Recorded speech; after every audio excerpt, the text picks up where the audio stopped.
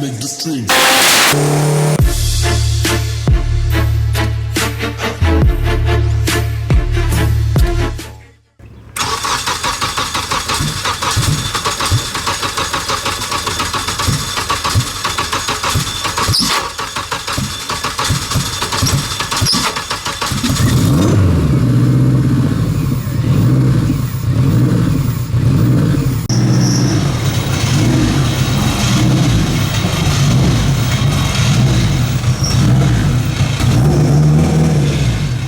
Alright guys, so we are back up here at Pfi Speed. Got the K20A2 plugged in on wastegate pressure. We got the Garrett GTX 35A2R, the Gen 2 turbo. So we're gonna see what this thing makes. Brant, how do you feel about this one today? I'm feeling great. You excited about it? I think we're going. Well, the wastegate. Well, I hit the VTEC last night and it worked. And it cracked. And it cracked and the wastegate worked. It's weird, like you can't hear the wastegate at all. Really? Which is weird. Like, I don't know. Maybe it's just... Right. But it holds 8 pounds. Then it's working. So I mean, that's what I said. I was like, I was kind of scared for a little bit, but it's kind of working. We don't have no fear. I mean, things happen. Yep. We move forward. So yeah, we're gonna see what this guy makes today. I'm freaking excited. I'm pumped.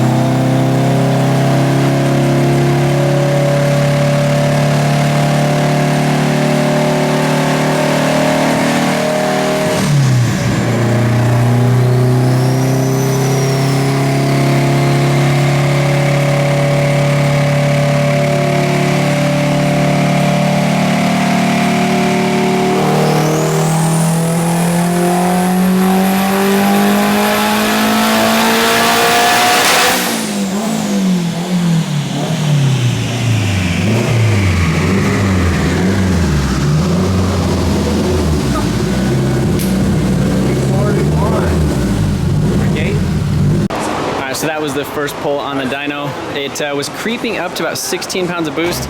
That was at 10 degrees of timing. And as you can see, it made 340. It hit the boost cut right here, which was 190 kPa, which I think that's about 15, 16 pounds.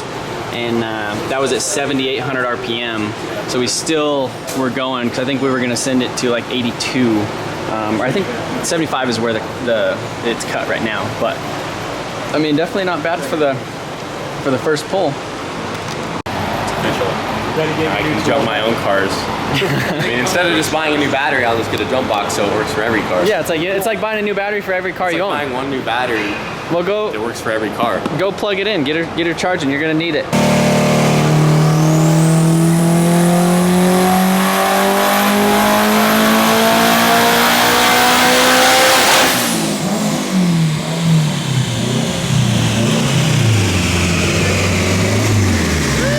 Still really linear. Still creeping on it. Yeah.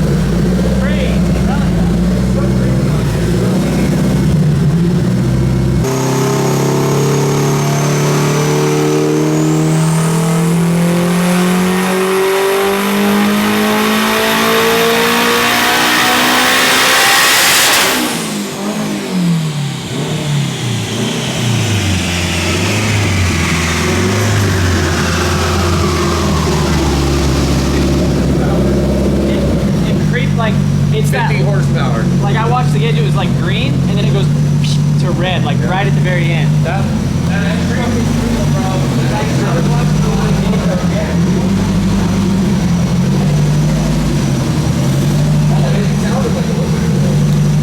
Alright guys, so a little update on what we have been up to. So we've been kind of fighting a lot of boost creep issues with this manifold. So basically, if you see the wastegate's placement right there, everything, it's kind of at a 90-degree angle. So literally, all the exhaust flow just gets ripping, it just blows right past it, doesn't go through the gate, and so we're creeping. And you could see that right here. This gate makes an extra 50 horsepower in like this last 500 RPM just because the wastegate just goes, it's like 7 pounds, it's just creeping up, and then all of a sudden it's just like 20, and right at the basically the last minute. So we've played with a couple things. We put the boost reference right here. We did have it teed in over here on this guy, but we plugged it in right there trying to get a better signal.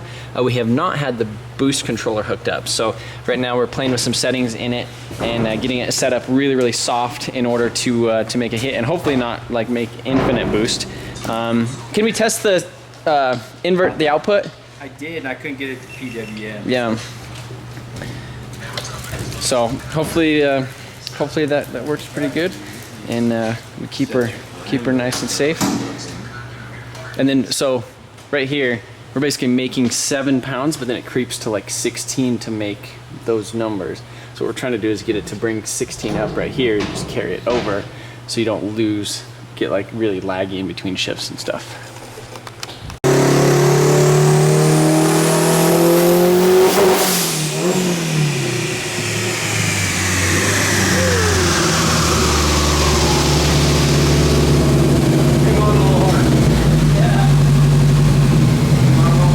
She comes on right there and just goes all the way over. That thing's gonna be ripping. All right, so just played with some more settings in it. I think the boost control, it just wasn't. We inverted the output and played with some more of the settings in it. So we'll see what she does now.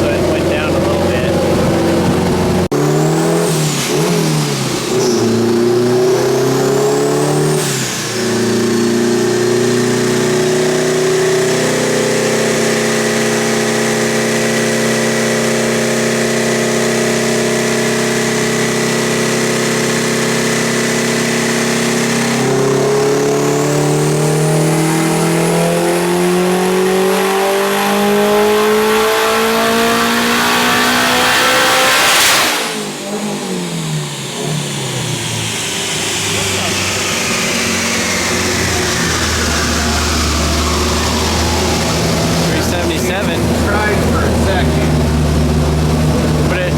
But at least it didn't go crazy.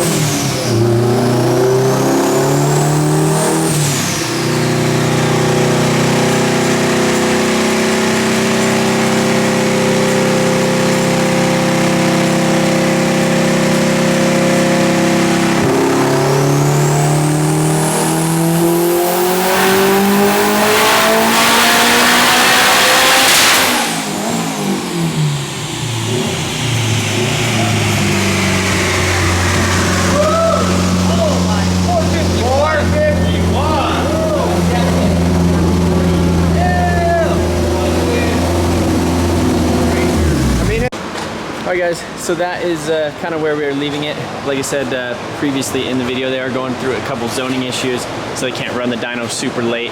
But yeah, so we're making about 397, somewhere in there. And basically what we're having issues with is just controlling the boost with the boost controller, just because See some of these other pulls for me real quick. Yeah. So the boost is just, it's creeping. So basically we're building We're working on the PID system of it. We're trying to get it to take the boost up right here and then scale it down as the boost creeps up. So it's just, it's like building this, it's like just really inconsistent. Yep. So when we build it up, we ramp it up, but the problem is once we get it to our set point, it's taking too much solenoid out, so it drops it, and then it says, oh wait, I'm supposed to be here. So that comes back up, and comes back up. So we're playing that PID game, and I mean, we're getting closer. So just keep fighting it until we know how to do it. Yeah, and I mean, at least everything's working, VTEC's working. Oh yeah. Air fuel, like all that stuff. You got the idle actually where it's starting and doing all that type of stuff a lot better. And I mean, we did some pulls today, look at that. But I mean, she survived all that stuff. It almost, so the most power it made was what, 451, I think was the highest? 451 looks like the highest. And I think this is all the runs. And again, that was keeping timing way out of it. Yeah, there's barely anything in it yet. Once we can feed it, then we're gonna see like big numbers, like you're talking 550, 600 horse, maybe more. It's, you know, I mean, the engines can do it. So. Yeah. So we're just kind of keeping the timing low, just so that we can figure out the boost. Right, because tell it what to do. As soon as it does it, then we had the creep issue. Yeah. So we have the rev limiter way back. Yeah. And with this area we're working is 4,800 to 8,000 RPM. That's where we're working. Yeah. And we could go to we could go to 85. We can go to 85 as soon as we have some control. But right now, 85, it was sending it. It was like the graph, literally between like 78 and 85. Yeah. It was just like bloop. That graph's not up here because and we have even so many runs. Yeah, it was early on. All right, so here's the one where it basically made an extra. How much horsepower was that? That was almost 100 horsepower. So this is 8,000 RPM. This is 83, and it just ramped up. It made 100 extra horsepower from 83, from 8 to 83, just because of the creep. And it literally, I was watching the gauge, and it was like 16. It was like slowly creeping up, and it was like 16-ish, and then it was just like 21. Yep. Or way past it, just like just crazy. Ran right to our cut. So that's kind of the scary thing. So I think the boost issue lies within this manifold, and trying to tame that a little bit. So we're either gonna run another gate right on here on the top. A lot of people actually run twin 44s on these style manifolds, or I'm gonna cut the exhaust, like drill a hole right there and weld the 44 that I have on there. And then we should be able to dial this back down thing to like 4 pounds to redline. Yep. And we can consider a bigger housing too. All of that will help. So yeah, Brent said that these things, like you almost can't get a big enough. Yeah, you can't get a big enough exhaust housing. So Garrett makes a 1.06, which is what you guys have ran, and you guys have made 800 on. Yeah, it just flows more air because the whole thing is an air pump. We need air in, air out, and if we're not going to get it out, it's gonna be hard to manage, and that's where we're at. So, but I mean, she's close. We definitely made some progress. It survived like 20 some freaking pulls today, and I mean, she's holding together. I mean, she put in work.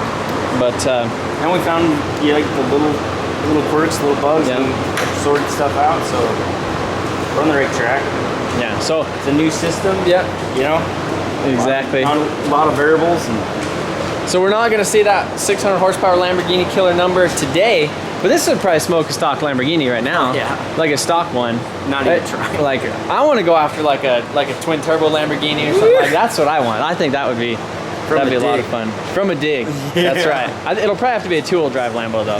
Yeah. So, but well, you never know. Yeah, we'll so we got grid life and stuff this weekend, but we'll definitely be back early, probably next week sometime. Again, we'll schedule a day. We'll get up here early and start messing with it. I'll probably I really want to weld a gate onto that thing. That's kind of what I want to do.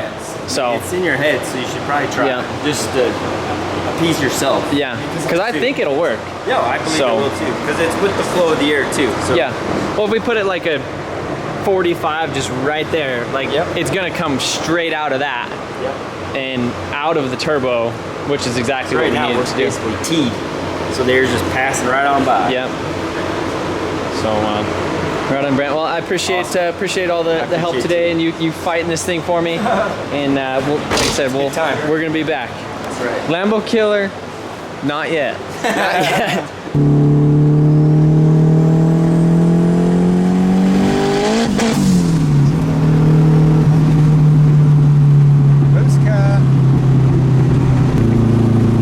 We just run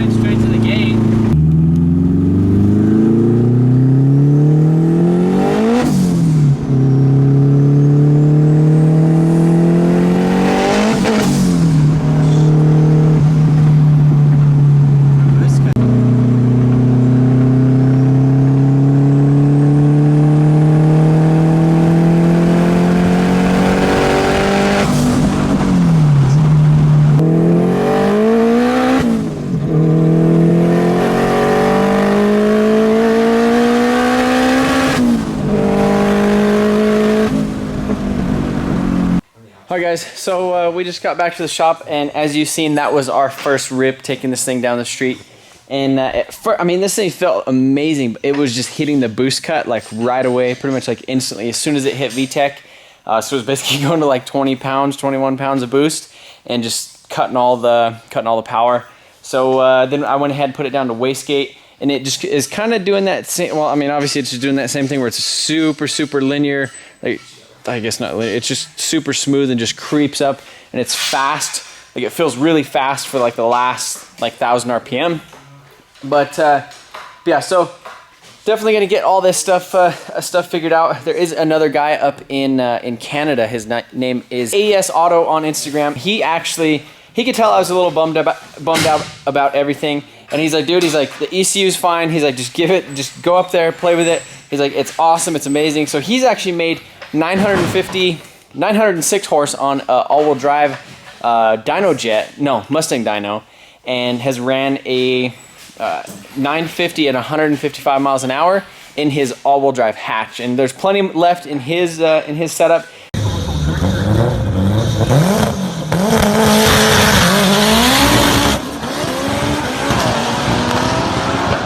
He's just kind of dialing in the front half of the track and stuff right now before he just kind of adds all the power to it. But he's been a huge help in this whole process and helping me out with stuff. So if you want to go check him out on Instagram, I'll put his link in the description below. But yeah, Paul over there, he was like the first guy sending me pictures of the jumper harness and everything that he made, and helped me like diagnose a lot of stuff when I was kind of doing the wiring stuff on here too. So definitely appreciate him. And again, Brent at PFI, I mean, he fought this thing with the boost controller and the boost creep and all that stuff. So I think it just comes down to it. Simple, just control the boost, and this thing will do exactly what we want it to do. It seems, I mean, it's working really well. So we were getting ready to like send it, but we're like not comfortable with sending it all the way to that like 600 horsepower range without having control of the boost. Because I mean, it could do it, but who knows if it, you know, spike 26 pounds, 30 pounds, you know, something like that, if you take the boost cut away to let it go up there. So just kind of a, you know, baby steps. There's growing pains, you know, with everything like this. But appreciate you guys watching. If you guys are interested in this whole project, subscribe. Be sure to hit that notification bell, and be sure to go check out PFI's video. They have a video, or they're going to be uploading video of kind of Brent's whole process behind this thing. But I have a lot of stuff to do. Got to prep the drift car for Grid Life, which is happening in like a couple hours. So thank you guys for watching. See you guys later.